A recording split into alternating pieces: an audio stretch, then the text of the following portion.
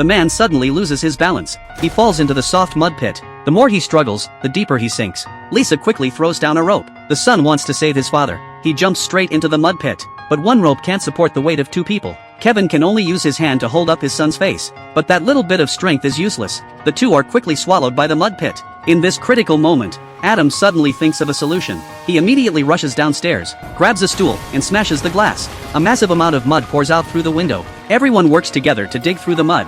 They find the buried father and son, clear the sludge from their mouths, and the two are finally rescued. At this moment, the drone outside regains its signal. The drone returns to the ground. The rescue team immediately checks the footage and confirms there are people still alive underground. They immediately use parachutes to drop food and supplies down below, along with a satellite phone. Adam picks up the satellite phone and calls his wife, only to be told that his son has gone missing. The last location shows he's in this building. The firefighters repeatedly emphasize not to move around, but Adam is desperate to save his son. There's no way he can just wait and do nothing. They immediately locate the elevator shaft. Adam ties the rope around himself and jumps into the shaft. The others above hold on to the rope. He opens the hatch and enters the elevator, then tries to pry open the elevator doors. Meanwhile, the rescue team on the surface begins a second round of rescue operations. Suddenly, the tilting building next to them starts to collapse. Debris keeps falling into the deep pit. Two chunks of rubble fall into the elevator shaft. The rope secured upstairs comes loose. Down below, Adam gets hit in the leg by falling rocks. He gets up and moves the rocks aside, then starts searching everywhere for his son.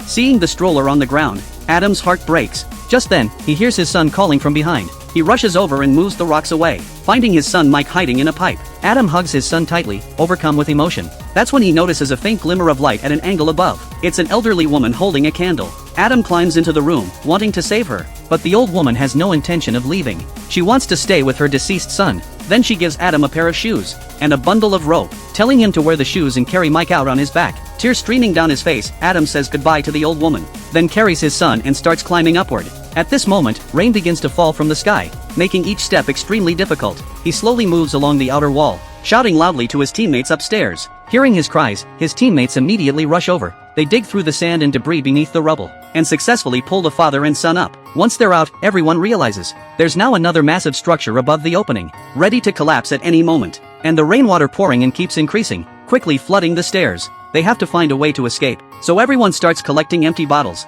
planning to make a makeshift raft. At this moment, Jack drags over a large yellow barrel,